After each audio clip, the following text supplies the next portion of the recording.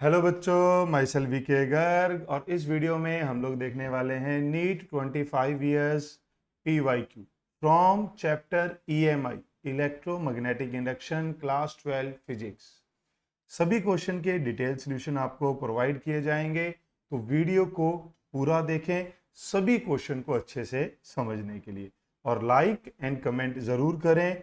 और आप ये भी कमेंट कर सकते हैं कि नेक्स्ट वीडियो आपको किस चैप्टर की चाहिए। तो चलिए शुरू करते हैं with first question from NEET 2025। क्या कह रहा है बच्चों, काफी इंपॉर्टेंट क्वेश्चन है। केवीएल जो हम करंट इलेक्ट्रिसिटी चैप्टर में पढ़ते हैं, किसी ओपन ब्रांच के ऊपर लगाने का, उसकी एप्लीकेशन यहां पर पूछ ली गई है। क्या कहता है, A B is a part of electrical circuit as shown, the potential difference हमें बताना है ए और बी के बीच में। करंट दिया गया है सर्किट में और ये करंट 1 एम्पियर पर सेकेंड से इंक्रीज कर। इस क्वेश्चन में दो प्रॉब्लम बच्चा फेस करता है। पहला, उसे बहुत कम बच्चों को ये ओपन लूप केवीएल के बारे में पता होता है। दूसरी जो प्रॉब्लम आती है वो आती है कि इंडक्टर के अक्रॉस ईएमएफ कैसे लिखी जाए। जो बैटरी है उसका टर्मिनल किधर रखना है, पॉजिटिव किधर, नेगेटिव किधर। बहुत सारे बच्चे इसमें कंफ्यूज होते हैं। तो पहले मैं आपको यही बता रहा हूं बेटा कि अगर किसी इंडक्टर में ये करंट ऐसे आई फ्लो कर रहा है, तो आप इसके क्रॉस जो ईएमएफ, एक बैटरी जो इमेजिन कर सकते हैं बैक ईएमएफ, वो डायरेक्ट ऐसे कर सकते हैं। जिधर करंट जा रहा हो उसी तरफ आपको पॉजिटिव टर्मिनल लेना है। अब ईबी की वैल्यू क्या होती है, -L/di/dt। डेफिनेटली आप ये सोच रहे होंगे कि हमारे क्लास में टीचर ने ऐसे कहा था कि अगर करंट बढ़ रहा हो तो ऐसे लेना है, कम हो रहा हो तो ऐसे लेना है। बिल्कुल, वो बिल्कुल सही है, वैसे ही होगा। अगर आप इस करंट को देखें, अगर ये करंट डिक्रीज हो रहा होगा तो ये माइनस हो जाएगा, तो माइनस माइनस प्लस, यानी कि जो हमने पोलैरिटी ली है उसी में काम चलेगा। तो करंट कम होगा तो ये इसको सपोर्ट कर देगी।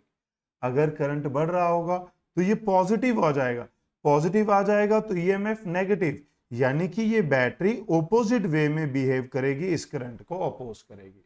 तो in general, whenever there is a current flow and you don't know how to consider the polarity, you can simply take in this way.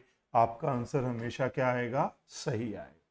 Okay बेटा, जैसे इस क्वेश्चन में मैं इस बैटरी को ऐसे कंसीडर कर लेता हूं, ये ईबी है, तो ये हो गया नेगेटिव टर्मिनल, ये पॉजिटिव। ये बैटरी एक्सटर्नल लगी हुई थी, ये प्लस ये माइनस। रजिस्टर के क्रॉस करंट जाता है पॉजिटिव टू नेगेटिव। अब अगर आप केवीएल लिखें, मेरा साथ दें, तो क्या होगा, वीए। अब यहां पर क्या आया बच्चों, माइनस, तो यहां क्या लिखेंगे, प्लस ईबी। यहां क्या आया, प्लस, तो -5। यहां क्या आया, प्लस, तो माइनस आया, इक्वल टू वी। क्या ये बात समझ में आई बेटा आपको? अब नेक्स्ट, वीए, ई ए की, ई बी की वैल्यू क्या है, बी का मतलब होता है back EMF across the inductor. Okay, अब ये क्या है, -L। एल की वैल्यू कितनी है बच्चों, 1। di/dt कितना है, 1। -5, करंट कितना है, 2, और रेजिस्टेंस भी कितनी है, 2। तो हमारे पास ये V। अब अगर आप ध्यान से देखें तो ये हो गया -1, -5, -6, -4, -10। तो बेटा VA माइनस VB किसके बराबर आएगा, 10 वोल्ट के बराबर आएगा। उम्मीद है आपको समझ में आया होगा बेटा। इसी तरीके से सभी क्वेश्चन के सॉल्यूशन आपको डिटेल में बताए जाएंगे। वीडियो को पूरा देखना है और लाइक जरूर करना है, और अगर आप कमेंट करेंगे तो हमें और भी अच्छा लगेगा। आगे बढ़ते हैं, नीट 2024 का ये क्वेश्चन है। क्या कह रहा है, कहता है लेट अस कंसीडर। अब जब हमारे पास इतनी बड़ी स्टेटमेंट होती है बेटा, तो सबसे इंपॉर्टेंट पार्ट होता है इस स्टेटमेंट को ध्यान से रीड करना और जो गिवन डाटा है, इंफॉर्मेशन है, उसे एक्सट्रैक्ट करना, और फिर हमें सेकंड स्टेप में रिलेट करना है कि कौन सा फॉर्मूला लगेगा। फिर थर्ड स्टेप रहता है कैलकुलेशन, क्योंकि अगर आप ऑप्शन देखें 1/2, 2/1, 8:1, 1:8, तो calculation plays a very important role.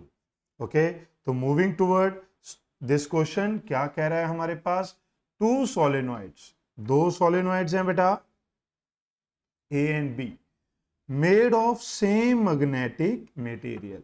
तो मैग्नेटिक मटेरियल क्या है, same, equal area of cross section, equal area of cross section, length of A की length is twice of B, twice of B, number of turn per unit length, not number of turn, these are number of turn per unit length are half, A की number of turns क्या है, half। हमें क्या find करना है, self inductance. तो बच्चों self inductance का फॉर्मूला क्या होता है, mu naught mu R N square by L into pi are square यानी कि एरिया। अब यहां पर होता है नंबर ऑफ टर्न और यहां क्या है, number of turn per unit length. तो बेटा अगर आप मेरा साथ दें तो this is proportional to N square by L. अब एन क्या होता है, स्मॉल एन होता है N by L, N by L. तो कैपिटल एन को क्या लिखा जा सकता है बच्चों, एन इंटू एल का स्क्वायर। तो ये हमारे पास क्या बच गया, N square, L square by L करेंगे तो एक एल बच जाएगा। अब हमें रेशो लिखनी है तो L A by L B क्या होगा बेटा, N A by N B का स्क्वायर। आप देख पा रहे हैं, आप ये देख रहे हैं बच्चों, तो साथ में length L A by L. अब N A by N B किसके बराबर है, 1/2 का स्क्वायर, और ये L A by L B कितना है, 2। तो ये क्या आएगा बच्चों, 1/2। तो आपको ध्यान देना है 1/2 या 2/1। तो इस तरीके से कैलकुलेशन बड़े ध्यान से करनी। Moving toward next question, amplitude of charge oscillating in a circuit decreases exponentially as where q naught is the charge at t equal to 0, the time at which charge amplitude decrease। बहुत सारे बच्चे ये नहीं समझ पाते कि ये कहां से है क्वेश्चन। ये एलसी ऑसिलेशन का क्वेश्चन है, बट कौन सी, डैम्प्ड एलसी ऑसिलेशन, जो हम इन जनरल क्लासेस में डिस्कस करते हैं उसमें सर्किट की रेजिस्टेंस 0 होती है। तो जो हमारे पास एम्पलीट्यूड है वो एक्सपोनेंशियली डिक्रीज नहीं करता। बट यहां पर जब हम एलसी ऑसिलेशन में रेजिस्टेंस कंसीडर कर लें तो हमारे पास डैम्प्ड ऑसिलेशन होती है एलसी ऑसिलेशन, और charge with the time amplitude of charge decrease करता रहता है। ये ऑसिलेशन होती है, ये एम्पलीट्यूड हमारा टाइम के साथ डिक्रीज होता रहता है। अब जो है डैम्प्ड ऑसिलेशन जो एसएचएम में पार्ट था वो सिलेबस से हटा दिया गया है, तो ज्यादातर बुक्स में ये क्वेश्चन भी हटा दिया गया है। बट हमने ये क्वेश्चन यहां पर क्यों इंक्लूड किया है बेटा, क्योंकि मैं इसको डैम्प्ड ऑसिलेशन की तरह नहीं देख रहा, मैं आपको यहां इसकी कैलकुलेशन समझाना चाहता हूं। बहुत सारे चैप्टर में आपको इस टाइप की कैलकुलेशन करनी पड़ सकती है, और जहां पर एक्सपोनेंशियल फंक्शन, नेचुरल लॉग का फंक्शन आ जाता है, बच्चे वहां कैलकुलेशन में गलती कर देते। तो इस क्वेश्चन को हम डैम्प्ड ऑसिलेशन के पॉइंट ऑफ व्यू से ना देखें, कैलकुलेशन के पॉइंट ऑफ व्यू से देखते हैं। क्या कह रहा है बच्चों, ये हमारे पास चार्ज है, चार्ज कितना है, Q naught E raise to पर माइनस आर टी बाय 2 है। कहता है चार्ज रह गया 0.5 टाइम्स Q नॉट।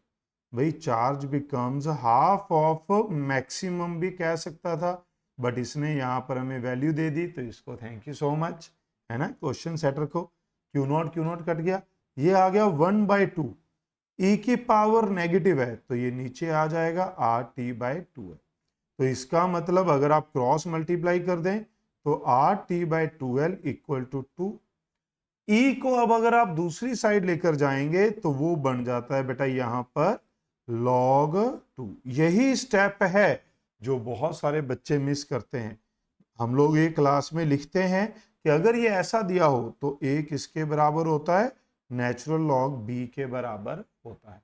तो अगर ये इधर e है और इसकी पावर है तो ई को इधर लेकर जाएंगे तो नेचुरल लॉग 2 हो जाएगा।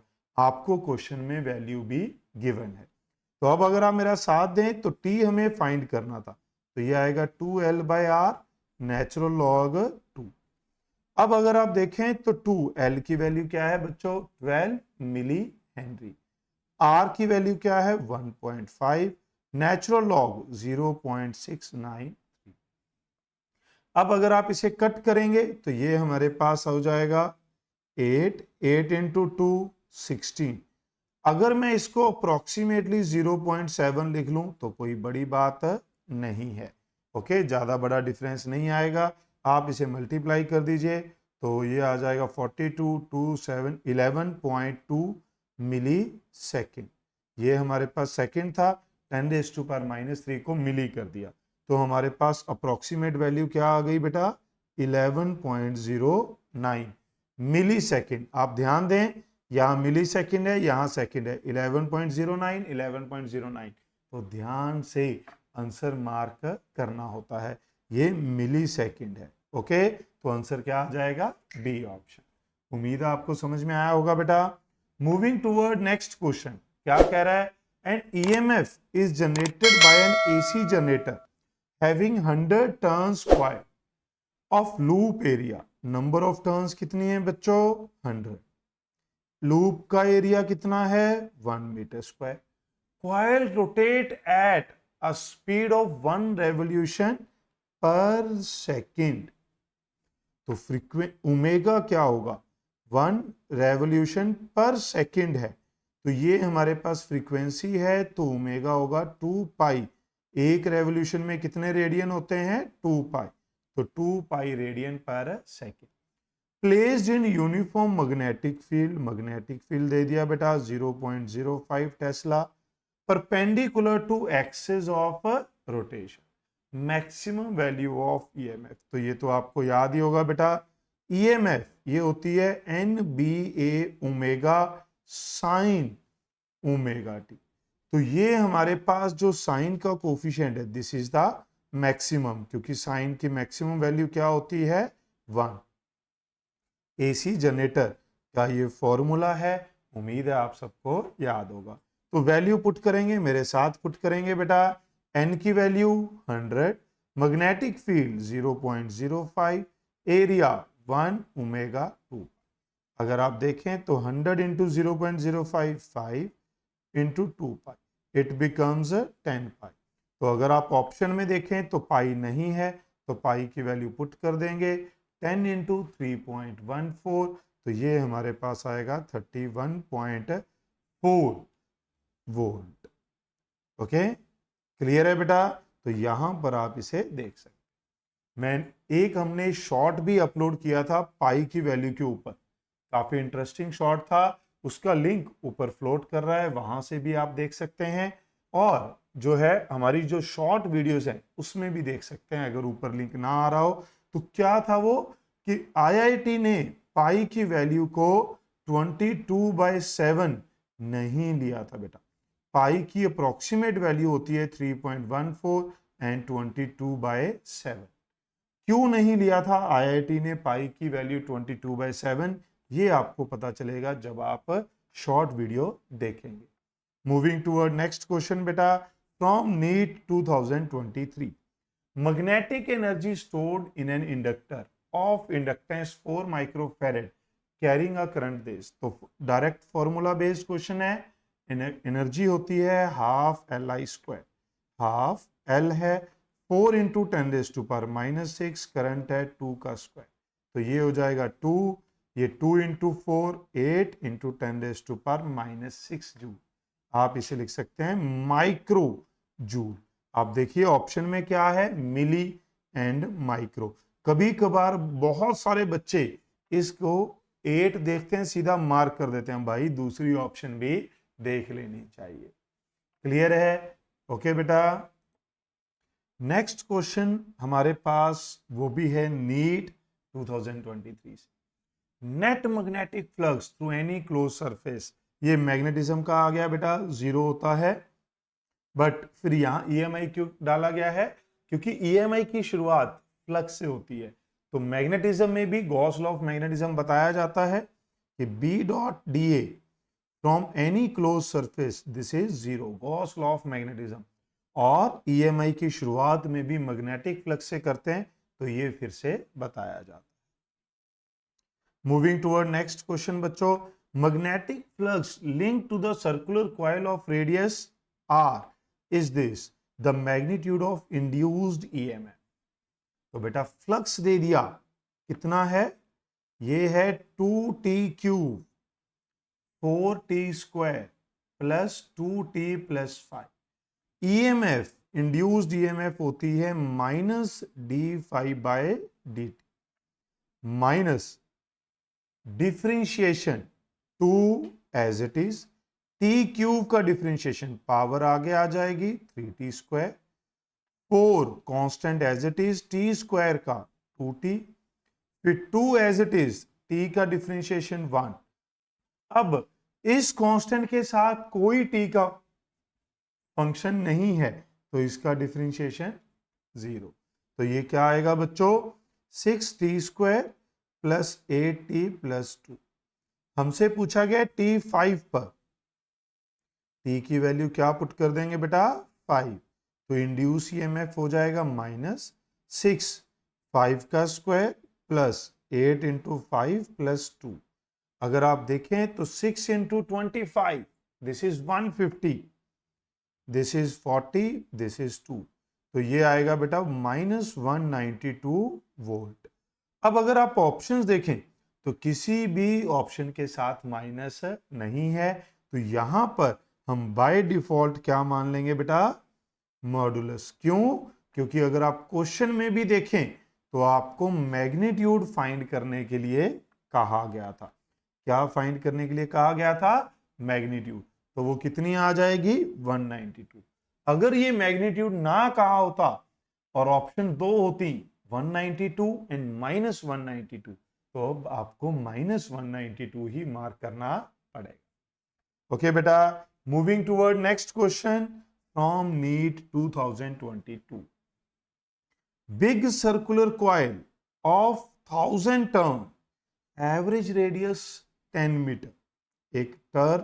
एक बिग सर्कुलर कॉइल है, नंबर ऑफ टर्न 1000 है, रेडियस 10 मीटर है, rotating about its horizontal diameter, rotating about its horizontal diameter at 2 radian per second. तो ओमेगा क्या है, 2 radian per second. Vertical component of, अगर ये हॉरिजॉन्टली घूम रही है बेटा, तो इसके परपेंडिकुलर वर्टिकल मैग्नेटिक फील्ड और component of earth magnetic field.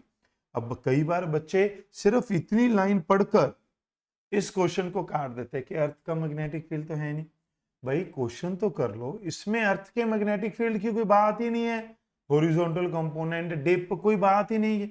हो सकता है मान लो ये मैं हटा दूं, वर्टिकल मैग्नेटिक फील्ड लिख दूं, तब भी तो क्वेश्चन सेम रहेगा।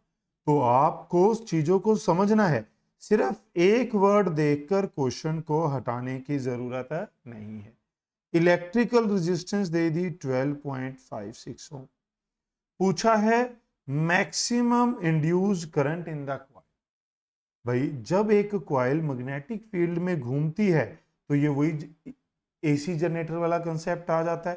तो ईएमएफ होती है sine omega T, maximum EMF होती है NBA ओमेगा। तो मैक्सिमम करंट क्या हो जाएगा बेटा, NBA ओमेगा/R। तो पहला स्टेप इंफॉर्मेशन एक्सट्रैक्ट, दूसरा फॉर्मूला याद आना चाहिए। अब है तीसरा काम, मैथमेटिकल कैलकुलेशन। आप देख सकते हैं बहुत सारी वैल्यूज पुट करनी है, तो मेरा साथ देना बेटा। तो क्या होगा, निभाना नहीं कहूंगा, देना का है, ठीक है। हाँ, तो n कितना है 1000, b कितना है 2 × 10⁻⁻5, एरिया 5 पाई इंटू r का स्क्वायर। यहां थोड़ी सी जगह एडजस्ट कर लेते हैं, एरिया इंटू साथ में है ओमेगा 2 डिवाइड बाय रेजिस्टेंस 12.56। ये जो 12.56 है, इतनी अजीब सी रेजिस्टेंस क्यों दी है? अगर आप ऊपर देखें तो यहां पर 2 इंटू 2 4, बाकी पावर देखी जाए ये 3, ये -5, ये 2, तो 2 और 3 5, ये कट गया, ऊपर बच गया पाई, नीचे बच गया 12.56। ये 12.56 क्यों दिया है? क्यों? क्योंकि मैं पाई की वैल्यू को अगर यहाँ पुट कर देता हूँ 3.14, तो ये एग्जैक्ट किस पे कटेगा? 4 पे। तो ये कितना आएगा? 1 एम्पियर। बात समझ रहे हैं? तो कैलकुलेशन को ध्यान से आपको देखना है, तो ध्यान देंगे बेटा। नेक्स्ट क्वेश्चन है नीट 2022 का ही, और उसकी भी स्टेटमेंट अगर आप ध्यान से देखें तो square loop of side 1 metre, square loop है, रेजिस्टेंस 1 ओम, तो एरिया कितना हो जाएगा स्क्वायर लूप का? अगर मैं देखूं तो 1 मीटर स्क्वायर, रेजिस्टेंस हो जाएगी 1 ohm, placed in a magnetic field, magnetic field में रख दिया गया है, in the plane of loop, if the plane of loop is perpendicular to the direction of magnetic field। अगर ये हमारे पास स्क्वायर है, ये मैग्नेटिक फील्ड है, तो loop is perpendicular to magnetic field. Magnetic flux क्या होगा? तो फ्लक्स क्या होता है? NBA, नंबर ऑफ टर्न नहीं गिवन तो 1, कॉस एंगल कितना है? 0, क्योंकि एरिया वेक्टर भी लूप के परपेंडिकुलर होता है। तो अगर मैं इसको ऐसे ड्रॉ करूं तो एरिया वेक्टर भी परपेंडिकुलर होता है और मैग्नेटिक फील्ड भी यहां पर क्या है बेटा? परपेंडिकुलर। तो इन दोनों में एंगल क्या हो गया? 0। तो नंबर ऑफ टर्न नहीं गिवन तो 1 ले लिया, मैग्नेटिक फील्ड 0.5 है, एरिया 1 है, ये 1, तो ये कितना आ जाएगा? 0.5 वेबर। तो आंसर क्या बनेगा बेटा? B option. Moving toward next question बच्चों, क्या कह रहा है? Very popular question of mutual inductance, अक्सर क्लास में ये रिजल्ट आप लोगों को लिखवाया जाता है। NEET 2021, two conducting circular loop of radius R1 and R2 are placed in the same plane with their centers coincide। अब मैं ना इस क्वेश्चन को क्लास में कभी कभार ट्विस्ट करके भी देता हूं, इसमें जीरो वाली ऑप्शन नहीं है, बट मेरी फीलिंग है कि बहुत ही जल्दी आपको नीट में वो जीरो वाला क्वेश्चन भी दिखाई देगा। कैसे? इसने तो कहा है कि दोनों लूप सेम प्लेन में, अगर वो कह दे परपेंडिकुलर कि बोथ आर परपेंडिकुलर, ऐसे रख दे एक कॉइल को कि एक कॉइल ऐसे है एक कॉइल ऐसे, तो फ्लक्स लिंकेज 0, तो म्यूचुअल इंडक्टेंस 0 हो जाएगी, बाकी सारी स्टेटमेंट सेम दी होगी। तो ऐसे भी हमारे पास क्वेश्चन को ट्विस्ट किया जाता है। तो जब आप क्वेश्चन सॉल्व करते हैं, प्रैक्टिस करते हैं, तो आपके दिमाग में ऐसी चीजें आनी चाहिए कि इस वर्ड से क्या इंपैक्ट पड़ेगा, अगर ये बदल गया तो क्या चेंजेस आ सकती हैं क्वेश्चन में। तो इस केस में अगर आप ध्यान से देखें तो R1 is much greater than R2। अब ये क्यों दिया होता है? बहुत सारे बच्चों को इस क्वेश्चन का आंसर मालूम है, उनको पता ये क्या होगा, बट ये नहीं पता कि R1 much greater than R2 क्यों दिया है। ये सिग्निफिकेंस आपको क्लासेस में बताई जाती है। अगर आपको पता है तो आप कमेंट बॉक्स में जरूर लिखें कि why R1 is taken as या given as much greater than R2। मैं इसमें यहां नहीं बताऊंगा, ओके? आप कमेंट बॉक्स में लिखिए। अगर आपको नहीं पता होगा तो कमेंट बॉक्स में ये भी मेंशन करिए, तो मैं वहीं पे आपको बता दूं। तो अगर आप ध्यान से देखें म्यूचुअल इंडक्टेंस क्या होगी, तो लेट कर लेते हैं बड़े वाले जो आपने क्लास में भी किया होगा। इसमें करंट है I, तो करंट है तो मैग्नेटिक फील्ड क्या होगा इसकी वजह से? Mu naught by 2 pi I by R। तो छोटे वाले में से फ्लक्स कितना होगा? स्मॉलर वाले में से ये मैग्नेटिक फील्ड इनटू उसका एरिया, तो ये हमारे पास बन जाएगा mu naught by 2 pi I by R1 into pi R2। अब अगर आप देखें तो ये फ्लक्स किस में से लिख रहे हैं? स्मॉलर में से। करंट किस में से है? बिगर में से। ये करंट किस में से है बेटा? बिगर में से। तो म्यूचुअल इंडक्टेंस क्या होता है? phi2 MI1। तो ये हमारे पास क्या हो गया? Mutual inductance. तो क्या आएगा? म्यू नॉट बाय 2 R2 का स्क्वायर बाय R1। तो M is proportional to R2 square by. ये आपको रिजल्ट वैसे तो क्लास में भी कहा होगा कि आपको ये याद रखना है, आप अपने SIP में याद रख सकते हैं। क्या याद रख सकते हैं कि जो हमारे पास इनर डायमेंशन है उसका स्क्वायर इनर लूप डायमेंशन का square divide by outer loop dimension. Dimension से मेरा मतलब है रेडियस क्यों नहीं लिखा, क्योंकि आउटर लूप स्क्वायर हो सकता है, इनर लूप भी स्क्वायर हो सकता है। तब हमें साइड लेंथ लेनी होती है b और मान लो ये a, तो ये आ जाएगा a square by b। Okay, तो इस तरीके से आपको ये SIP अपने SIP में नोट कर सकते हैं। नेक्स्ट है बेटा, अच्छा आंसर नहीं मार्क किया हमने, तो कौन सी ऑप्शन आ जाएगी? First option is the right answer. Moving toward next question from NEET 2019, in which of the following devices eddy current effect is not used। यहां थोड़ा सा यूज वर्ड लिख दिया, ठीक है। अगर वो कहता इज ऑब्जर्व्ड तब भी हमारे पास ठीक होता। तो इलेक्ट्रिक हीटर में हम लोग I स्क्वायर R को यूज करते हैं बेटा, पावर जूल हीटिंग इफेक्ट को यूज करते हैं हीट के लिए। करंट पास करता है, उसकी जो कॉइल की रेजिस्टेंस है उसकी वजह से वो रेड हॉट हो जाती है और हमें हीट मिलती है। इंडक्शन फर्नेस में हम लोग इंड्यूस्ड करंट को हीट के लिए यूज करते हैं और मेटल को मेल्ट करते हैं, तो एडी करंट उसे बोलते हैं, इंड्यूस करंट को। मैग्नेटिक ब्रेकिंग में भी इंड्यूस करंट होता है, जिसकी वजह से जो ट्रेन की स्पीड है वो ग्रेजुअली डाउन होती है, डिक्रीज होती है, तो उसको भी एडी करंट बोलते हैं। इलेक्ट्रोमैग्नेट्स में भी एडी करंट्स हमारे पास होते हैं, क्योंकि उसमें भी जो मैग्नेटिक फील्ड है वो वेरी करता है। बट इन तीनों में मैग्नेटिक फील्ड यूज होता है और इसमें सिर्फ करंट की वजह से जूल हीटिंग इफेक्ट होता है, तो इसका आंसर क्या आता है? First option. Moving toward next question of NEET 2019, क्या कह रहा है बेटा? 800 turn coil, number of turn कितनी है? 800। Effective area 0.05, kept perpendicular to magnetic field, यानी कि coil is perpendicular to magnetic field, तो इनिशियल एंगल कितना है? 0 between magnetic field and area vector. When the plane of the coil is rotated, तो final angle कितना हो गया? 90 degree by 90 degree around any of the coplanar axes, किसी भी access के साथ आप इसे घुमा सकते हैं। इन 0.1 सेकेंड टाइम दे दिया। EMF इंड्यूस्ड कितनी हो? वैसे तो जो EMF इंड्यूस्ड है ये होती है -d∅/dt बेटा, बट जब हमारे पास इस तरीके का हो तो आप इसे d∅/dt भी कह सकते। अब अगर आप देखें इनिशियल एंगल 0 था, तो इनिशियल फ्लक्स क्या था? NBA cos 0। फाइनल एंगल कितना हो गया? 90, तो फाइनल फ्लक्स क्या हो गया बेटा? cos 90 क्या होता है? 0, और ये क्या हो गया? NBA।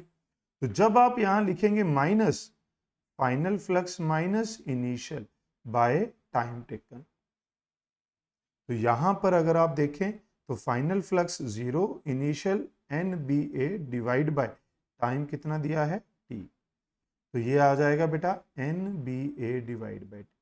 बात समझ रहे हैं? ये हुए हमारे क्वेश्चन सॉल्विंग के 2 स्टेप कंप्लीट। पहला इंफॉर्मेशन एक्सट्रैक्ट, दूसरा सोचना कि क्या गिवन है, क्या फाइंड करना है, फॉर्मूला। अब है मैथमेटिकल कैलकुलेशन, तो मेरा साथ देंगे। n है 800, मैग्नेटिक फील्ड दिया था क्या क्वेश्चन में? ये दिया था हमने, देखिए यहां पर लिखा नहीं, क्या होगा? 5 × 10⁻⁵, 5 × 10⁻⁻⁵, एरिया 0.05, टाइम 0.1 सेकेंड। अब अगर आप मेरा साथ दें यहां पर ये 2 जीरोस मैंने यहां एडजस्ट कर दी, तो 8 × 5 × 5, और ये वाली एक जीरो ऊपर चलेगी तो 10⁻⁻⁴। अब अगर आप देखें तो 25 × 8 होता है 200, 10⁻⁻⁴। अब ऑप्शन देख लेते हैं किस फॉर्म में चाहिए, आपको वोल्ट की फॉर्म में ही चाहिए और डेसिमल आ सकता है, तो ये आ जाएगा 0.02 वोल्ट। समझे? तो आंसर क्या बन जाएगा? First option is the right answer for this question. उम्मीद है आपको ये डिटेल सॉल्यूशन समझ में आया होगा और आपने अभी तक वीडियो को लाइक कर दिया होगा बेटा, और चैनल को सब्सक्राइब करें, और अगर आप कमेंट कर दें तो और भी अच्छा। Moving to our next question. ये है हमारे पास नीट 2019 का ही। A cycle wheel of radius 0.5 meter is rotated with constant angular velocity 10 radian per second, radius 0.5, in a region of magnetic field perpendicular to the plane 0.1 Tesla, which is the EMF generated between its center and the ring. अब यहां पर दो answer हो सकते थे बेटा, एक तो हो सकता है 0, एक तो आंसर हो सकता है 0। कैसे? अगर मैं सिर्फ ये व्हील को ही रोटेट करूं, बीच में कोई स्पोक ना हो, स्पोक मतलब वो वायर, तब तो आंसर क्या आ जाता? 0। मान लो अगर यहां पर साइकिल व्हील की जगह, समझना है बेटा, क्योंकि देखिए जब आप एक क्वेश्चन सॉल्व करते हैं तो एक क्वेश्चन नहीं सॉल्व कर रहे, आप अपने कंसेप्ट बिल्ड कर रहे हैं। प्रैक्टिस हम इसीलिए करते हैं, इसीलिए आपको डिटेल सॉल्यूशन सभी क्वेश्चन में बताया जाता है बेटा। क्या कह रहे हैं? अगर यहां साइकिल व्हील की जगह रिंग होता, रिंग दिया होता, जब रिंग दी होती, तब इस क्वेश्चन का आंसर क्या आता? 0। बट यहां क्या दे रखा है? Cycle wheel. रिंग के केस में आंसर क्या आता? 0, क्योंकि रिंग के अंदर कोई स्पोक नहीं होती, और इस पेरीफेरी के अक्रॉस जो ईएमएफ होगा वो तब, और सेंटर और पेरीफेरी के बीच में तभी डिफरेंस आएगा अगर बीच में कोई कंडक्टर हो। बट यहां क्या दिया है बच्चों? साइकिल व्हील दिया है। क्या दिया है? Cycle wheel. साइकिल व्हील में बाय डिफॉल्ट हमें पता है, बचपन से हमने बहुत सारे साइकिल देखे हैं, तो वहां पर क्या होती है? बीच में स्पोक होती है। तो अब अगर आप इस स्पोक को देखेंगे तो इस स्पोक की जो लेंथ है वो रेडियस के बराबर होगी, और ये मैग्नेटिक फील्ड में घूम रही है, मैग्नेटिक फील्ड में घूम रही है। तो जब एक कंडक्टर मैग्नेटिक फील्ड में घूमता है तो उसके क्रॉस ईएमएफ आता है 1/2 बी ओमेगा आर स्क्वायर। अब मेरी बात याद आया आपको फॉर्मूला? अब सर ये तो स्पोक्स इतनी सारी हैं, आपने क्लास में किया होगा, तो ये सारी जो स्पोक्स हैं ये बैटरीज की तरह काम करेगी। Each spoke will act as a battery, each spoke will act as a battery, और ये सारी क्या होंगी? पैरेलल। तो पैरेलल में हमने ये समझा था कि ई इक्विवेलेंट कितना होता है? एन। करंट इलेक्ट्रिसिटी में क्या एन होता है? नहीं, हमने क्या समझा था बेटा? ई होता है। सीरीज में एन ई होता है, पैरेलल में ये क्या होता है? ई होता है। आप मेरी बात समझ रहे हैं? तो इसीलिए चाहे ये कितनी भी स्पोक्स हों, ईएमएफ का रिजल्टेंट क्या आएगा? Half B omega R square. समझे बेटा? तो यहां पर 1/2 बी की वैल्यू 0.1, ओमेगा 10 और रेडियस 0.5 का स्क्वायर। तो ये अगर आप ध्यान से देखें तो ये हो गया 1, तो 1/2 इंटू ये हो गया 1/2 का स्क्वायर, तो ये आ गया 1/8 वोल्ट। 1/8 वोल्ट अगर आप डेसिमल में देखें तो 1.25 वोल्ट ये बन जाएगा। क्या ये मेरी बात समझ में आई बेटा आपको? तो इस तरीके से आंसर क्या बनेगा? B option. तो ये एक बहुत ही सिंपल सा दिखने वाला क्वेश्चन काफी सारी चीजें आपको सिखाकर गया है। तो इसी तरीके से आपको हर एक क्वेश्चन को सोचना होता है जब आप प्रैक्टिस करते हैं। आगे बढ़ते हैं बेटा। क्या कह रहा है? ये भी नीट 2018 का है, पहले 19 का था, अब ये 18 का है बेटा। कह रहा है मैग्नेटिक पोटेंशियल एनर्जी, पहले भी ये क्वेश्चन आ चुका है बेटा, हाफ LI स्क्वायर, पहले भी ये क्वेश्चन आ चुका है, फिर से ये क्वेश्चन आएगा, फिर से भी ये क्वेश्चन आएगा बेटा। तो तो U कितना है 25 10⁻³ हाफ। L कितना है, सॉरी करंट कितना है 60 मिली एम्पियर, हमें L फाइंड करना। तो सिंपल है, 2 इधर आ जाएगा, 50 10⁻³ 60 का स्क्वायर, ये आपने लिख दिया -6 L। अब अगर आप ध्यान से देखें तो 10⁻³ यहाँ पर क्या बच गया, जो है हमारे पास 50 डिवाइड बाय 3.6 L, ये बच गया बेटा। अब अगर आप इसको थोड़ा सा सॉल्व करें तो ये थोड़ा सा क्या पूरा ही सॉल्व करना पड़ेगा। तो 500/36, 250/18, 1 पे गया 7, 70 अप्रोक्सीमेटली 4 बेटा 72 होता है, तो ये क्या आ जाएगा 14 हेनरी। तो अगर आप ध्यान से देखें तो सबसे पास वाला आंसर क्या है 13.89 हेनरी। क्लियर है। नेक्स्ट बेटा, a solenoid of diameter this turn per metre at the centre of a solenoid. एक सोलेनॉइड है, देखें जरा अगर हमारे पास सर्कल पड़ा हो सिलेंडर, एक सेकेंड, नहीं है, ड्रॉ करना पड़ेगा। यहां पर एक सोलेनॉइड है, इसको हम एक सिलेंडर की तरह ड्रॉ कर लेते हैं बेटा।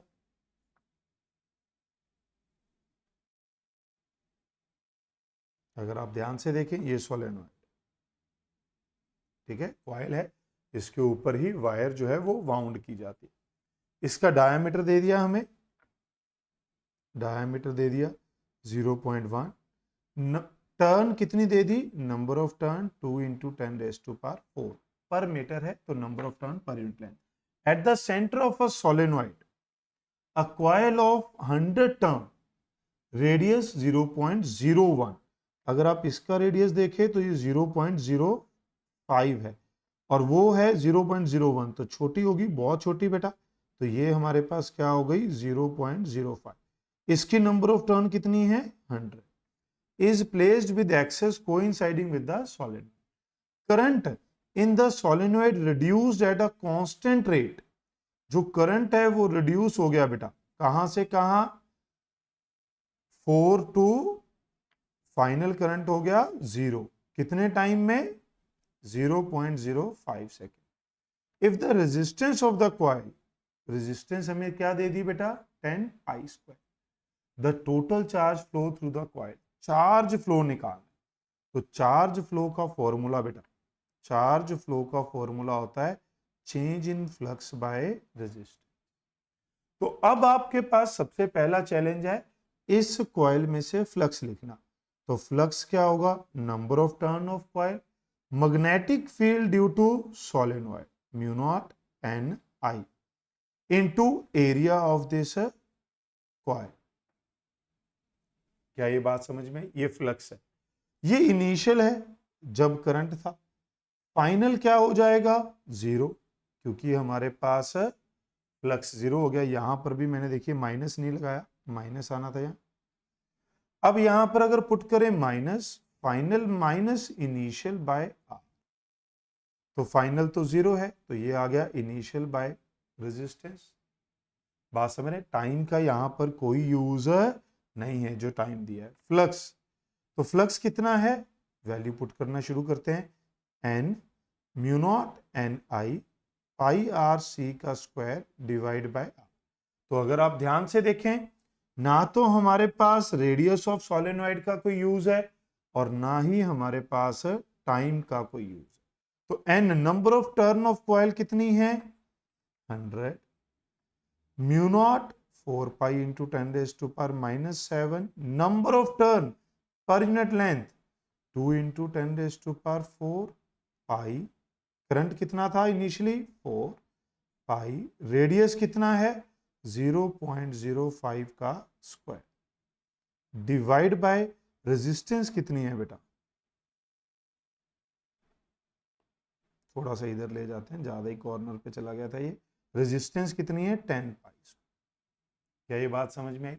अब अगर आप एक एक करके ध्यान से यहां पर चीजों को काटना शुरू करें तो सबसे पहले पाई निपटा देते, पाई निपट गया बेटा। अब हम देखते हैं पावर्स को, पहले पावर को नहीं, ये टर्म 4 2 4 कितना हो गया 32, यहां पर 25 और साथ में पावर कितनी है -4, यहां पावर -7, यहां पावर 4, डिवाइड बाय 10। क्या ये दिखा बेटा, ये 4 ये 2 ये 4 32, ये 25 साथ में -4, ये 4 ये -7। अब अगर आप गौर से देखें तो ये निपट गया, ये आ गया हमारे पास 32 इंटू 25, 25 इंटू 4 कर दें तो 100, इंटू 8 800, और ये पावर क्या बच गई -8। क्या ये बात समझ में आई बेटा आपको? तो यहां पर ये आ गया हमारे पास, यहां कुछ गड़बड़ है देखिए पावर में, हाँ ये 100 हमने स्किप कर दिया, तो साथ में क्या आना था 100, ये कट जाएगा, तो ये पावर क्या आ रही है बच्चों -6 आ रही है। तभी मैं आपको कहता हूं कि कैलकुलेशन वाला पार्ट आपको ध्यान से करना पड़ेगा। ये बता रहा है कि कहीं एक चीज और हमने स्किप कर दी, क्या? एक सेकेंड,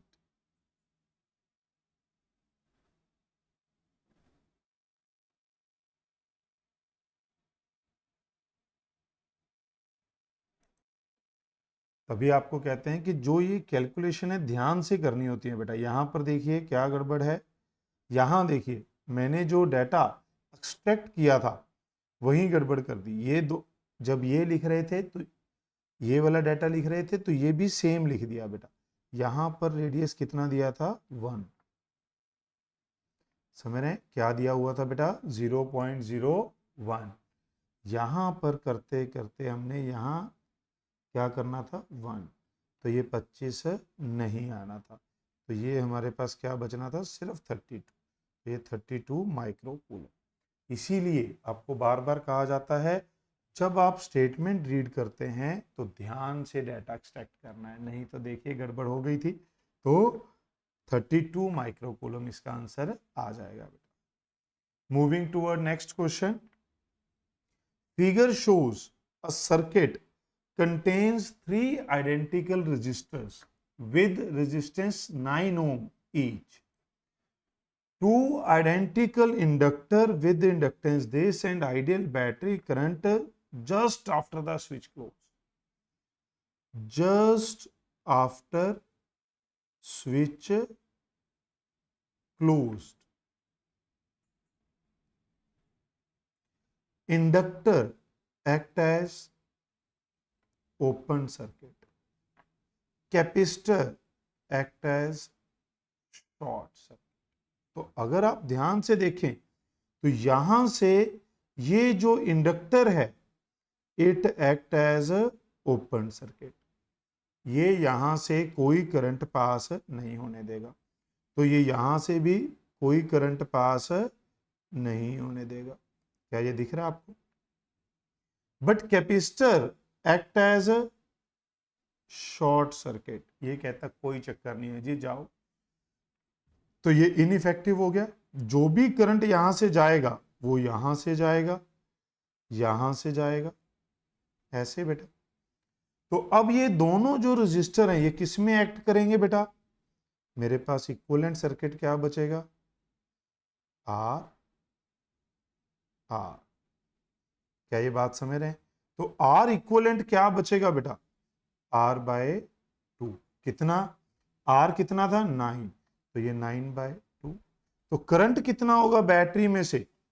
करंट होगा EMF divide by R equivalent. EMF कितनी है 18 वोल्ट, 18 डिवाइड बाय 9/2, तो ये क्या आएगा 4 है। क्या ये बात समझ रहे हैं? कुछ बुक्स में जो नीट में क्वेश्चन आया था 2017 में, उसमें ये 4 ऑप्शन है ही नहीं थी, यही थी, तो इस वजह से ये क्वेश्चन ग्रेस हुआ था। यहाँ पर भी कुछ 20 था शायद, तो ये क्वेश्चन ग्रेस हो गया था, कोई भी ऑप्शन मैच नहीं कर रही थी, बट हमने इसको मॉडिफाई करके 4 एम्पियर कर दिया है, सो दैट आपको पता हो कि इसका आंसर क्या आ रहा है 4 एम्पियर आ रहा है। कुछ बुक्स ने भी इसको मॉडिफाई करके 4 कर रखा है। आगे बढ़ते हैं, ये वाला जो है क्वेश्चन, ये रिजल्ट है इंड्यूस इलेक्ट्रिक फील्ड के ऊपर बेस्ड। जब हम इलेक्ट्रोस्टैटिक में फील्ड लिखते हैं तो हम कहते हैं कि एक इंड्यूस इलेक्ट्रिक फील्ड आएगा ईएमआई में, उसका जो करेक्टर है वो पॉइंट चार्ज की वजह से जो फील्ड है उससे थोड़ा अलग होता है। तो कहता है कि इस रीजन में मैग्नेटिक फील्ड है इस आर रीजन में, और इस कैपिटल आर में आपको बताना है इंड्यूस ईएमएफ और इसमें बताना है। ये जो मैग्नेटिक फील्ड है ये टाइम के साथ चेंज हो रहा है। जब मैग्नेटिक फील्ड टाइम के साथ चेंज होता है तभी हमारे पास induce EMF, induce electric field generate होता है। जब आप इंड्यूस इलेक्ट्रिक फील्ड लिखते हैं तो क्या आता है बेटा, माइनस एरिया यानी कि D phi by D T, उसके ये हमारे पास आ जाता है, क्या आता है, E dot D L D phi by D T के बराबर आता है। अगर मैं आपको पूरा सॉल्व करके बताऊं तो ये क्या आता है बच्चों, हमें क्या पूछा गया है, ईएमएफ जनरेटेड पूछा गया है, सॉरी बेटा इंड्यूस इलेक्ट्रिक फील्ड नहीं पूछा गया, इंड्यूस ईएमएफ पूछा गया है। तो इंड्यूस ईएमएफ क्या आती है, minus d five by D t. Okay, तो minus d five by D T minus A d B by D t. जब आप इस लूप में से देखेंगे तो फ्लक्स कहां से पास कर रहा है बेटा, अगर आपको इस लूप में से फ्लक्स लिखना हो तो क्या लिखेंगे, क्या cap pi are square into B लिखेंगे या फिर pi are square into B लिखेंगे, क्योंकि यहां पर इस रीजन में कोई मैग्नेटिक फील्ड नहीं है। तो मैग्नेटिक फील्ड किस रीजन में है, सिर्फ इस छोटे रीजन में। तो फ्लक्स क्या होगा, पाई आर स्क्वायर बी। तो d five by D t जब आप लिखेंगे तो ये क्या आएगा, pi are square d B by D t. इस रीजन में से कोई भी फ्लक्स पास नहीं कर रहा, कोई फील्ड लाइन पास नहीं कर रही, तो फ्लक्स जीरो है, तो इंड्यूस ईएमएफ भी क्या है, जीरो। तो आंसर क्या आ जाएगा बेटा, D option is the right answer for this question. Moving toward next question बेटा, क्या कह रहा है, a long solenoid when current flow through it the magnetic flux linked with the each turn। ये क्वेश्चन 2 बार आया है बेटा, अगर आप देखें 2008 में भी सेम है, ईच टर्न सिर्फ डाटा चेंज है, 16 में भी सेम है, इसीलिए पीवाईक्यू करना जरूरी है। ऊपर भी आपने 3-4 क्वेश्चन देखे जो सेम है, यू दे दिया एल पूछ लिया, एल और आई दे दिया यू पूछ लिया, यू और एल दे दिया आई पूछ लिया, तो मल्टीपल टाइम उसी फॉर्मूला के ऊपर बेस्ड क्वेश्चन आ रहे हैं। और ये तो डायरेक्ट सेम है, कोई चेंज नहीं है, अगर आप ध्यान से देखें सारी स्टेटमेंट सेम है। आगे चलकर मैं आपको फिर से दिखाऊंगा, अगर आप यहां देखना चाहें तो each word is same, the only change is a magnitude, यहां 1000 यहां 500, यहां ये मैग्नेटिक फ्लक्स भी सेम है, करंट बदल दिया। तो क्या होगा बेटा, ध्यान से देखेंगे कैसे करेंगे, ये काफी इंपॉर्टेंट क्वेश्चन भी है, बच्चे अक्सर गलती करते हैं। फाई होता है एल आई, बट ये फाई होता है total flux through the solenoid, यहां फ्लक्स दिया है ईच टर्न का, तो टोटल फ्लक्स होगा number of turn flux through each turn. तो ये है total turn 1000, flux through each turn 10⁻⁻3, inductance हमें फाइंड करनी है, करंट है 4। तो ये सिंपली अगर आप देखें तो 4 से 4 कट गया, तो ये कितना आ गया बेटा, 1 Henry. Okay, moving toward next, ये 2008 का क्वेश्चन 2008 में ही करेंगे, अभी 2015 का है।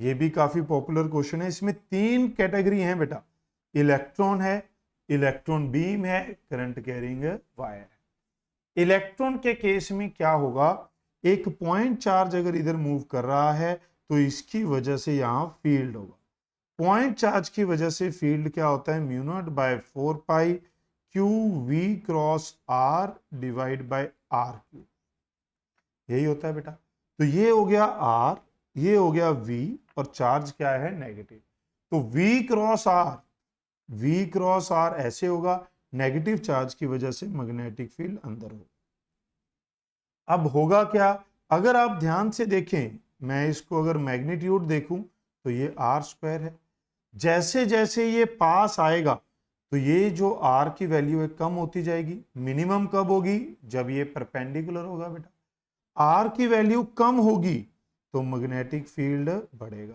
जब मैग्नेटिक फील्ड बढ़ेगा तो इसमें एक करंट आएगा, इंड्यूस करंट, मैग्नेटिक फील्ड अंदर की तरफ बढ़ रहा है तो करंट कैसे आएगा बेटा, anticlockwise to oppose this inward increase. जब ये दूर जाएगा इस पॉइंट के बाद, आफ्टर ए, ये क्या है, before A, after A R की वैल्यू बढ़ना शुरू हो जाएगी, ये कम होगा तो करंट उसे सपोर्ट करने के लिए अब क्लॉकवाइज जाएगा। तो इसका मतलब जो इंड्यूस करंट है इसमें वो अपनी डायरेक्शन बदलेगा। Current will reverse its direction as electron goes past the coil. समझ रहे हैं? जब ये पास आ रहा है मैग्नेटिक फील्ड बढ़ रहा है तो करंट एंटी क्लॉकवाइज, जब ये दूर जाएगा मैग्नेटिक फील्ड कम होगा तो करंट है क्लॉकवाइज। बात समझ रहे हैं? अब अगर ये इलेक्ट्रॉन बीम होता तो करंट क्या आता बेटा? नो। किस केस में? इलेक्ट्रॉन बीम के केस में ये क्या आ जाता है? इंड्यूस करंट है 0। ओके बेटा, मूविंग टुवर्ड नेक्स्ट क्वेश्चन। ये क्वेश्चन भी बहुत सारे बच्चे डाउट लेते हैं, पूछते हैं, और थोड़ा सा बच्चों को दिक्कत भी फील होती है इस क्वेश्चन में। क्या कह रहा है? हम आपको प्यार से आराम से समझाने की कोशिश करेंगे, बस आप भी अपना प्यार दिखाएं, वीडियो को लाइक करें और कमेंट जरूर करें कि आपको सॉल्यूशन कैसे लगे। अगर आप ध्यान से देखें तो इसको कैसे करते हैं बेटा? A conducting square frame of side A, long straight wire carries current I, long wire as place, frame moves toward right with constant velocity, यहां पर v आए, with constant velocity v, EMF induced in the frame. Sir अगर जो complete loop अगर magnetic field के अंदर हो, complete loop अगर मैग्नेटिक फील्ड के अंदर हो तो इसमें से फ्लक्स चेंज 0 होता है, इंड्यूस ईएमएफ 0 होती है। कब? जब ये फील्ड क्या हो? यूनिफॉर्म। तो बहुत सारे बच्चे पहला डाउट तो ये लेकर आते हैं कि सर इसमें से तो 0 होना चाहिए था बट कोई ऑप्शन ही नहीं है। अगर वो क्वेश्चन सेटर 0 ऑप्शन दे देता तो बहुत सारे बच्चे मार्क कर देते, बट वो तब होता है जब फील्ड यूनिफॉर्म हो। यहां वायर की वजह से फील्ड है बेटा, ये फील्ड वायर की वजह से इनवर्सली प्रोपोर्शनल टू आर होता है, तो ये फील्ड डिक्रीज हो रहा है, वेरिएबल है। वेरिएबल फील्ड में अगर कोई कॉइल मूव कर रही है तो फ्लक्स 0, चेंज इन फ्लक्स 0 नहीं होगा, इंड्यूस ईएमएफ 0 नहीं होगा। पहला पॉइंट तो यही आपको समझना था। अब अगर आप देखें ईएमएफ कितनी होगी, अब ये वाली जो लेंथ है ये लेंथ वेलोसिटी के पैरेलल है, तो जब हमारे पास कोई भी ईएमएफ होता है बी एल वी, बट अगर एल वी जब बी कोई भी दो पैरेलल हो जाएं, क्योंकि फॉर्मूला क्या होता है इसका वो आपको पता है, cross product dot product L cross V dot B या L cross B dot V. जो हमारे पास 3 फॉर्मेट होते हैं, तीनों में से कोई भी दो अगर पैरेलल हो गए तो इंड्यूस ईएमएफ 0 हो जाएगी। तो अगर मैं यहां पर नेमिंग कर लूं ए बी सी डी, तो इस बी सी के क्रॉस ईएमएफ 0 हो जाएगा, ऐसे ही इस डीए के क्रॉस भी क्या हो जाएगा? 0। तो बचे कौन से? A B. ए बी के क्रॉस ईएमएफ क्या होगा? अब ये लेंथ ए है, स्क्वायर लूप है, वेलोसिटी v है, यहां पर मैग्नेटिक फील्ड के लिए हमें डिस्टेंस चाहिए बेटा। ये डिस्टेंस कितना होगा? अगर आप ध्यान से देखें, मैं इसको क्लीन कर दूं फिर से पूरी डायग्राम को, यहां ये a है, ये b है। अगर आप देखें ये डिस्टेंस x है और ये वाला a/2, तो ये हमारे पास कितना बचा बेटा? x minus a/2। तो इसका मतलब यहां पर इस वायर के क्रॉस जो ईएमएफ आएगी वो क्या होगी? Magnetic field. कितना? वायर की वजह से mu naught by 2 pi I divide by distance कितना है बच्चों? x minus a/2, v into A. अब अगर आप इस दूर वाली वायर को देखें, इसमें v2, अब डायरेक्शन मैग्नेटिक फील्ड अंदर है बेटा, तो v क्रॉस b ऊपर की तरफ है तो वही डायरेक्शन पॉजिटिव होती है, तो दोनों में सेम डायरेक्शन पॉजिटिव होगी बेटा। तो अगर आप देखें यहां पर हमने नाम दिया था सी एंड डी, सी डी के क्रॉस मैग्नेटिक फील्ड क्या होगा? Mu naught by 2 pi I, distance कितना हो गया? ये x था, ये a/2, तो अब ये वाला डिस्टेंस कितना हो जाएगा बेटा? R2, ये हो जाएगा x प्लस a/2 v। अब अगर आप ध्यान से देखें लूप के क्रॉस ईएमएफ, लूप के क्रॉस ईएमएफ अगर आप देखें तो EAB माइनस ECB। अगर आप लूप में KVL लगाएंगे तो ये माइनस प्लस प्लस हो गया, ये प्लस माइनस माइनस, तो क्या हो जाएगा EAB माइनस ECD। ये दोनों बैटरीज एक दूसरे के EMF को अपोज कर रही हैं। अब बच्चा कहता है सर ये तो पैरेलल में है, तो है नहीं बेटा, वो होता कि अगर मुझे इसके क्रॉस EMF देखना है, इन दो टर्मिनल मुझे लूप के क्रॉस देखना है, तो यहां से चलेंगे ऐसे आएंगे तो ये दोनों क्या हो जाएंगी माइनस। अब अगर आप देखें तो हमें डायरेक्टली प्रोपोर्शनल देखना है, तो मैं सारे वेरिएबल को जो कॉमन है उनको हटा दूंगा, तो मेरे पास क्या बचा x minus a/2 minus x plus a/2, मेरे पास यही बचा बेटा प्रोपोर्शनली। अब 2 को एलसीएम ले लो तो 2x माइनस a। अब ये कांस्टेंट था तो मैंने 2 को भी क्या कर देंगे बेटा अगले स्टेप में गायब कर देंगे, तो 2 भी गायब कर दिया, नीचे एलसीएम ले लिया बेटा 2x minus a 2x plus a, ऊपर बच गया 2x plus a minus 2x minus a। मैंने a को इस 2 को कॉमन लेके निपटा दिया था बेटा। अब अगर आप देखें तो ये दोनों कट जाएंगे, तो ऊपर क्या बच गया 2a यानी कि कांस्टेंट टर्म, तो हमारे पास ये प्रोपोर्शनैलिटी में क्या बच गया 2x plus a 2x minus a, इसके प्रोपोर्शनली आ जाएगा, क्योंकि ये 2a कांस्टेंट है तो इसको हटा के आप 1 लगा सकते हैं, तो हमारे पास आंसर क्या बन जाएगा ए ऑप्शन। समझे बेटा? तो इस एक सिंगल क्वेश्चन में 3-4 चीजें आपको समझनी थी, उम्मीद है आपको सभी पॉइंट समझ में आए होंगे। मूविंग टुवर्ड नेक्स्ट क्वेश्चन बेटा, a thin semicircular conducting ring PQR is falling with its plane vertical.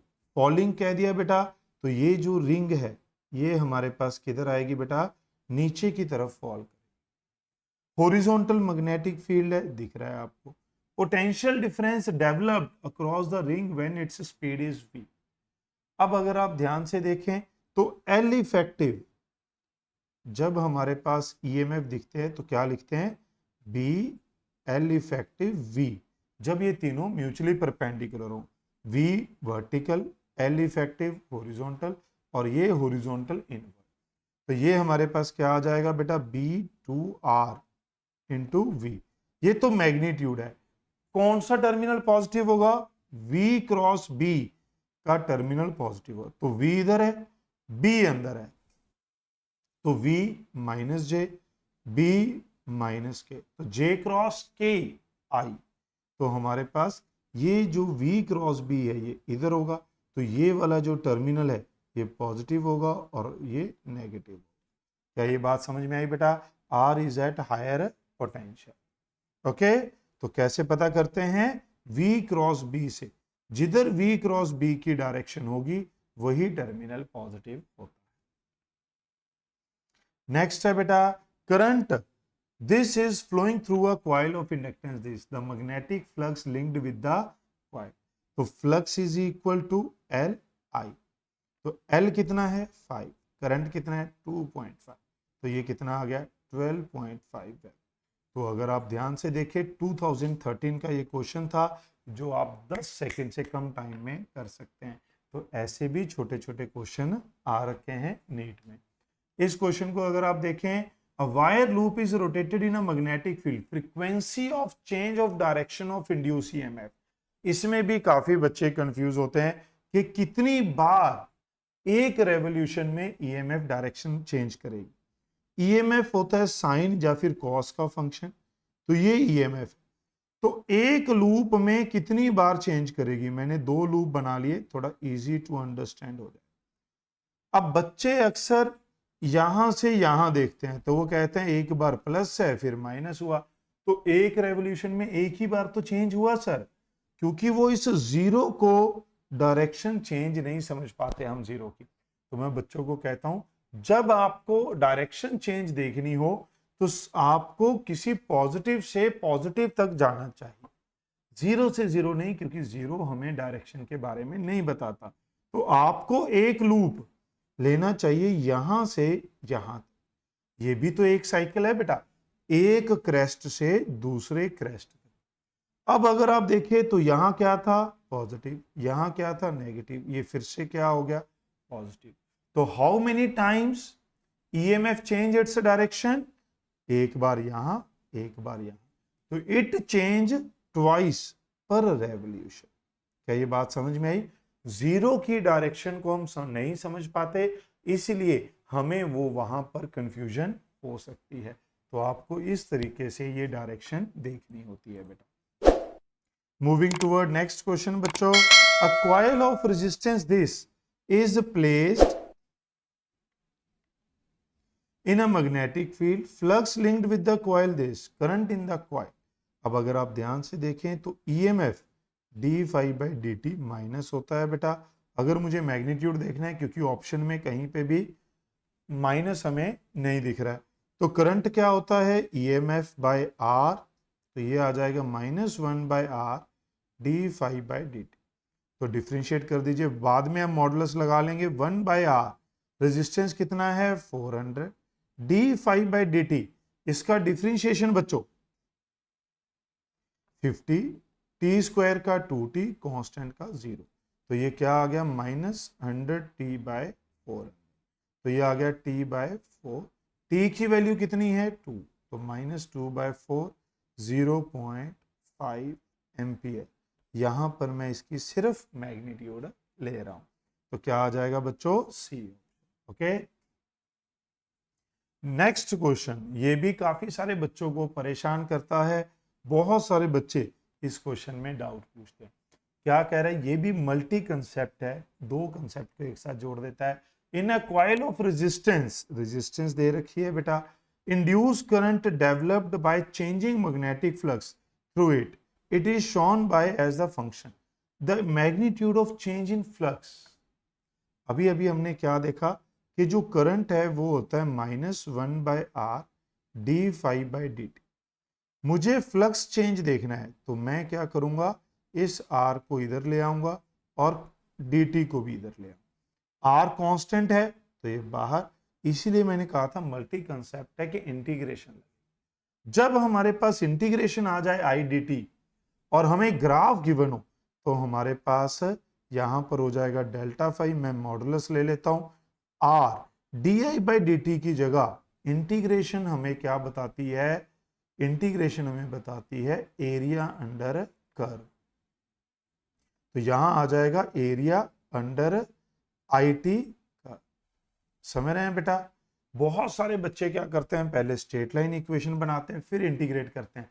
करना ही नहीं, एरिया लिख देना है। रेजिस्टेंस कितनी है, 10, area, area of triangle half, base 0.1, height 4।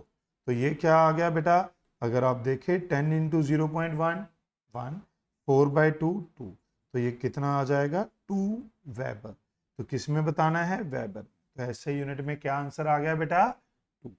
Okay, तो ये मल्टी कंसेप्ट कैसे हुआ, इंटीग्रेशन लगेगा पहले, तो इसको रिवर्स करके फिर इंटीग्रेशन को एरिया अंडर द कर्व के साथ रिलेट करना। उम्मीद है आपको ये समझ में आया होगा बेटा। मूविंग टुवर्ड नेक्स्ट क्वेश्चन, क्या कह रहा है देखते हैं। ये भी ग्राफ के ऊपर बेस्ड है, 2012। करंट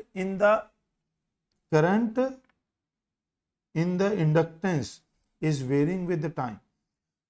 वोल्टेज टाइम के साथ ग्राफ बना, तो अगर आप ध्यान से देखें तो फ्लक्स हो जाता है एल आई, तो ईएमएफ हमारे पास हो जाती है बेटा -L D by D T. अगर आप ध्यान दें तो यहां पर D by D T slope D by D T क्या है, पॉजिटिव कांस्टेंट। तो ईएमएफ क्या होगी, अगर ये पॉजिटिव तो ईएमएफ नेगेटिव कांस्टेंट। बाद में ये स्लोप क्या हो गई, नेगेटिव कांस्टेंट, तो बाद में ईएमएफ क्या हो जाएगी, पॉजिटिव कांस्टेंट। और इस पॉइंट पे इमीडिएटली ये नेगेटिव टू पॉजिटिव जंप करेगी। तो क्या आंसर आ जाएगा बेटा, पहले क्या है नेगेटिव कांस्टेंट, बाद में क्या है पॉजिटिव कांस्टेंट। 2012, आप समझिए इससे पहले वाला क्वेश्चन भी ग्राफ के ऊपर बेस्ड था 2012, ये भी, और नेक्स्ट क्वेश्चन 2011 का वो भी सेम ग्राफ के ऊपर बेस्ड है। करंट वेरी कर रहा है, variation of induce EMF minus L D I by D T. पहले स्लोप क्या है, पॉजिटिव कांस्टेंट, फिर स्लोप क्या है, जीरो, बाद में क्या है, नेगेटिव कांस्टेंट। तो ईएमएफ, यहां पर ईएमएफ क्या हो जाएगी बच्चों, नेगेटिव कांस्टेंट, यहां क्या हो जाएगी, जीरो, और यहां ईएमएफ क्या हो जाएगी, positive.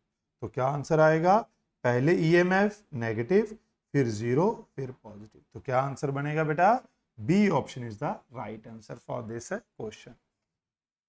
Moving toward next question बेटा, काफी क्रिटिकल क्वेश्चन है, बहुत ही कम बच्चे इसे पहली बार में कर पाते हैं। और कमाल की बात पता है क्या है, 2 बार आया है सेम डेटा। कहाँ चला गया इसका, अच्छा ये रहा, 2009 में भी यही है, 2010 में भी यही है, सेम क्वेश्चन, बस डेटा चेंज किया है। अगर मैं आपको यहां पर ऊपर लाकर दिखाऊं, इसको कॉपी करूं,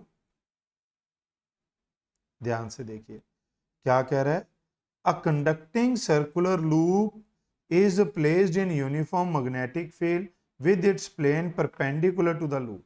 Radius of the loop is made shrink at the constant rate the induced EMF when the radius is this.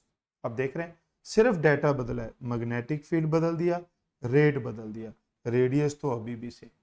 इसीलिए PYQ करना जरूरी है। बात समझ रहे हैं। और ये जरूरी नहीं कि पुराना ही कोई आएगा, देखिए 9 में 10 में 9th वाला आ गया, यहां पर 11 में आया, यहां 12 में आ गया, तो कभी भी क्वेश्चंस रिपीट है हो सकते हैं। क्या कहता है, एक सर्कुलर लूप बेटा, अगर ये मैग्नेटिक फील्ड में पड़ा है परपेंडिकुलर टू द प्लेन, तो फ्लक्स कितना होगा, फ्लक्स होगा NBA, नंबर ऑफ टर्न 1 है तो B area pi are square, और फ्लक्स क्या है, जीरो, एंगल क्या है, जीरो, तो cos 1। अब अगर हमें EMF देखनी है तो अब हमें इसको डिफ्रेंशिएट करना पड़ेगा बेटा, minus d five by D T, but यहां तो टाइम है ही नहीं। तो अगर आप ध्यान से देखें, अगर मैं इस फ्लक्स को R के साथ डिफ्रेंशिएट कर दूं, मुझे टाइम के साथ चाहिए बट पहले R के साथ कर लेते हैं, तो क्या होगा, 2 पाई आर। इस dr को उस साइड ले जाइए बेटा, magnetic field 2 pi R dr। ये मैं इसलिए ऐसे बता रहा हूं क्योंकि बहुत सारे बच्चे, मैं अगर यहां पर वर्ड यूज करूंगा चेन रूल, तो वो कंफ्यूज हो जाते हैं। तो इसको आप इस तरीके से लिख सकते हैं। तो EMF हमारे पास क्या हो जाएगी बेटा, minus d five by D t, तो ये हो गया minus B 2 pi r d r by D t. Okay, समझे। तो हमें टाइम के साथ डिफरेंशिएट करना था बट फंक्शन आर का था, तो पहले आर के साथ किया, फिर आर को एडजस्ट किया, फिर टी लगा दिया। है तो ये चेन रूल, आप डायरेक्ट जिसको चेन रूल आता है वो डायरेक्ट ये स्टेप पर लिख सकता है। अब आपको डाटा वैल्यू पुट करनी है, नंबर ऑफ टर्न हमें नहीं दी थी, सीधा मैग्नेटिक फील्ड कितना है, 0.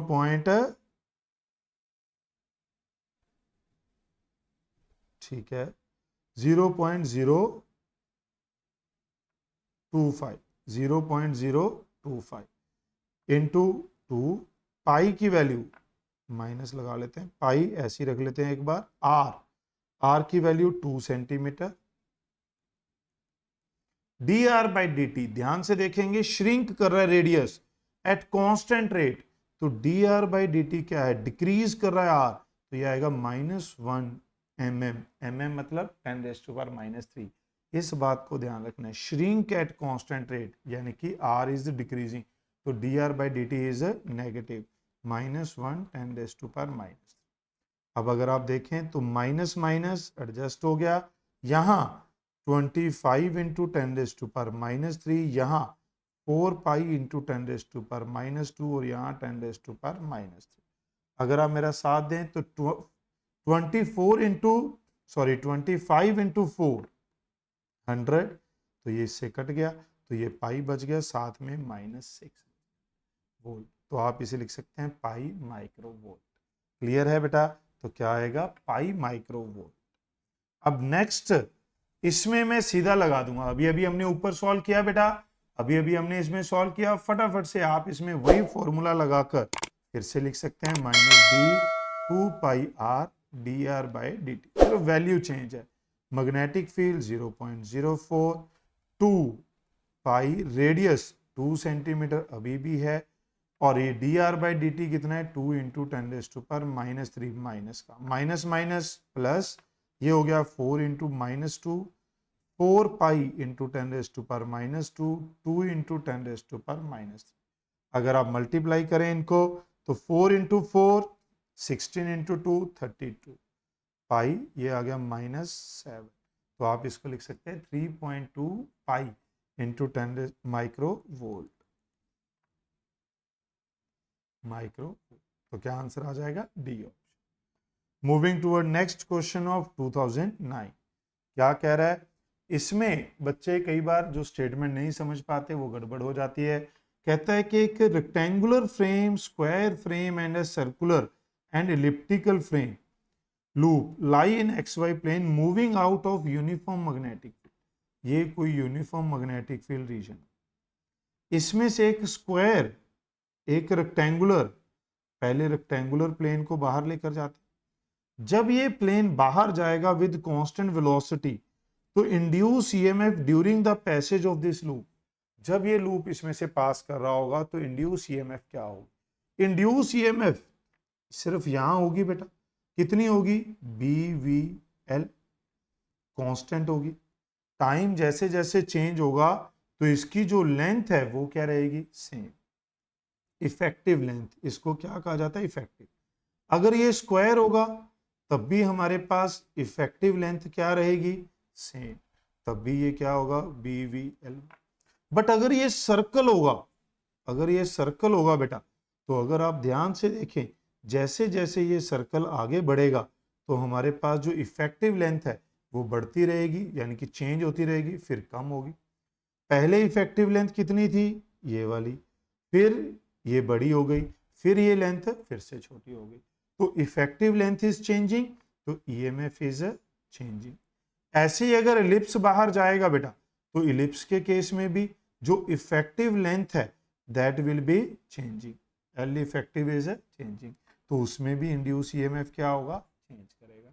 तो किस में सेम नहीं रहेगा? Not remain constant. तो सर्कल और इलिप्टिकल लूप में सेम नहीं रहेगा, because effective length is changing. इसको देखेंगे बेटा। A circular disc is placed in uniform magnetic field such that it makes an angle 60 degree with the magnetic field. The magnetic flux linked with the coil. एक disc को magnetic field के साथ रखा गया, magnetic field में रखा गया, such that axis of the disc, axis of the disc is making an angle 60 degree. क्या होगा? ध्यान से देखेंगे बेटा। एक्सेस, जो रिंग का एक्सेस है वो कितना एंगल बना रहा है? 60 डिग्री। जो हम फ्लक्स लिखते हैं जब, तो हम लिखते हैं NBA cos थीटा। ये थीटा एंगल किसके बीच में होता है? Magnetic field and area. Area vector किधर लाई करता है बेटा? Area vector lie along the axis. तो यहां जो थीटा यूज करेंगे वो 60 ही करेंगे जो हमें दिया गया है। तो अब सिंपल नंबर ऑफ टर्न हमें नहीं given, magnetic field 1 by pi, area pi, radius है 0.2 का स्क्वायर, कॉस 60 1 बाय 2, पाई से पाई कट गया, ये आ गया 4 इंटू 10⁻², 1 बाय 2। तो ये क्या आ जाएगा बेटा? 0.02 वेब। तो क्या आंसर बनेगा? बी।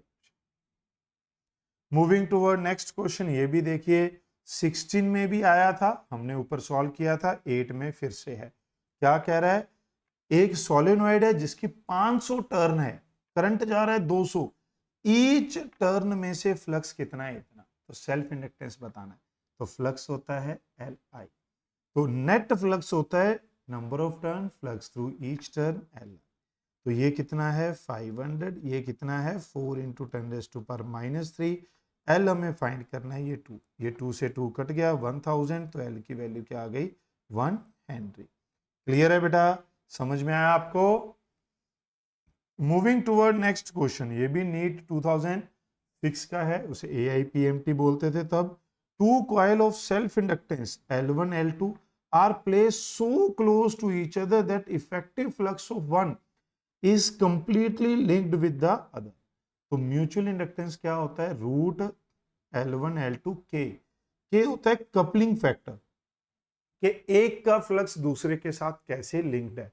यहां क्वेश्चन में मेंशन है कंप्लीटली, तो के की वैल्यू क्या यूज करेंगे 1, तो L1 L2 कितना हो जाएगा बेटा 2 मिली हेनरी 8 मिली हेनरी, तो 8 इंटू 2 16 का रूट 4 10⁻³ 10⁻³, तो ये बाहर आ जाएगा, तो ये बच गया 4 मिली हेनरी। तो क्या आ गया बेटा C option. Moving toward next बेटा, ये है question based on induced electric field. जब एक loop time varying magnetic flux में रखा जाता है, तो उसमें हमारे पास एक इंड्यूस इलेक्ट्रिक फील्ड जनरेट होता है, जिसकी वजह से जो वर्क डन है वो हमारे पास पूरे लूप में जीरो नहीं होता, क्योंकि वो जो हमारे पास इंड्यूस ईएमएफ है वो कंजर्वेटिव नहीं होता।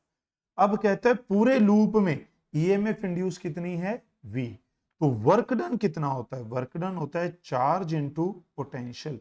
तो क्या हो जाएगा, अगर एक लूप में से ये घूमेगा तो पूरे लूप के क्रॉस पोटेंशियल कितना है V, तो वर्क कितना करना पड़ेगा बेटा QV। Okay, moving toward next question 2004 का है। Magnetic flux through a circuit of resistance R changes by the flux change हुआ इतना, टाइम इतना, resistance R, total quantity of charge passes through, जो चार्ज फ्लोइंग होता है बेटा ये होता है -ΔΦ डिवाइड बाय R। ये टाइम पे डिपेंड नहीं करता, यहां किसी भी ऑप्शन में माइनस नहीं है, तो हम मैग्नीट्यूड के साथ जाएंगे, बी ऑप्शन को हम मार्क कर देंगे।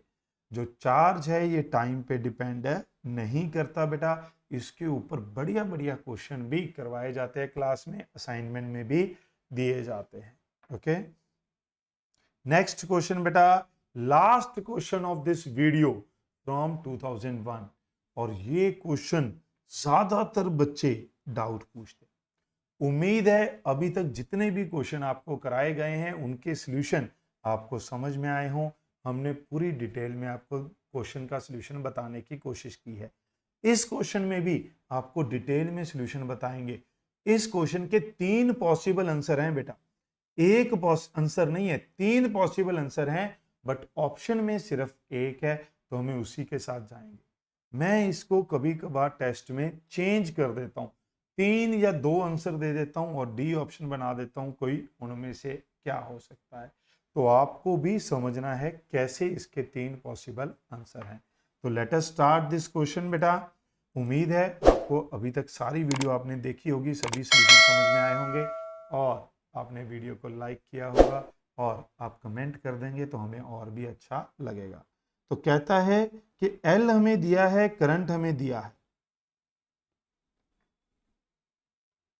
T² e⁻⁻t, टाइम एट विच ईएमएफ होता है -L di/dt।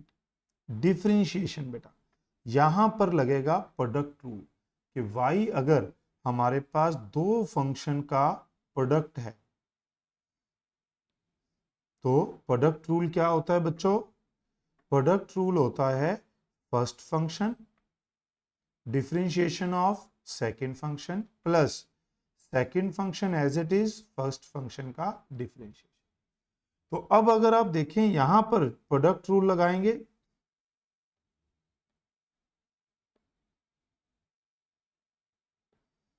तो पहले L ऐसे ही, T² को मैंने ऐसे ही रख लिया बेटा, e⁻⁻t, e का डिफरेंशिएशन क्या होता है सेम, और कोफिशिएंट क्या आ जाता है t का आगे, प्लस फिर e ऐसे ही सेकंड फंक्शन फर्स्ट फंक्शन का डिफरेंशिएशन 2t। अब कोई बच्चा कह सकता है कि सर हम तो पहले फर्स्ट फंक्शन करते हैं फिर सेकंड, यहाँ बीच में प्लस है, कोई फर्क नहीं पड़ता। अब ये ईएमएफ हमें जीरो करना था तो जीरो माइनस एल, कॉमन क्या आ जाएगा बेटा, अगर आप ध्यान से देखें तो टी कॉमन आ जाएगा, ई की पावर माइनस टी कॉमन आ जाए, तो यहां क्या बच गया माइनस टी, यहां क्या बच गया बेटा प्लस टी। तो ये हमारे पास आंसर। अब अगर आप देखें तो एल को तो डिवाइड कर दिया तो वो निपट गया। ये मेरे पास तीन फंक्शन का प्रोडक्ट है, ये हमारे पास तीन फंक्शन का प्रोडक्ट। तो कौन से तीन पॉसिबल आंसर हैं? पहला, अगर टी जीरो हो तब भी ये सारा प्रोडक्ट जीरो हो जाएगा। दूसरा, e की पावर माइनस टी जीरो हो, यानी कि t क्या हो इन्फिनिटी, तब भी ये सारा फंक्शन क्या होगा जीरो। और तीसरा, 2 माइनस टी की वैल्यू जीरो हो तो t की वैल्यू क्या हो 2। तो इस सॉल्यूशन, इस क्वेश्चन के तीन पॉसिबल आंसर हैं, t की तीन पॉसिबल वैल्यूज हैं, जीरो, इन्फिनिटी एंड 2। ऑप्शन में कौन सी है? ऑप्शन में सिर्फ 2 सेकंड, तो हमें उसी के साथ जाना है। बट अगर मान लो मैं यहाँ जीरो भी बना देता, इन्फिनिटी भी दे देता और डी ऑप्शन दे देता ऑल ऑफ द अबव, तो वहां पर भी हमारे पास ऑल ऑफ द अबव हो सकता था। तो इस तरीके से जब आप किसी क्वेश्चन को करते हैं तो आपको अलग अलग चीजों को भी सोचना। तो इस वीडियो को यहीं पे खत्म करते हैं। नेक्स्ट वीडियो में हम जल्द मिलेंगे for another with another PYQ solution. किस चैप्टर के PYQ सॉल्यूशन आप पहले चाहते हैं वो आप हमें कमेंट में भी बता सकते हैं। तो इस वीडियो के लिए इतना ही है। Thanks for watching. Remember to like, comment and share.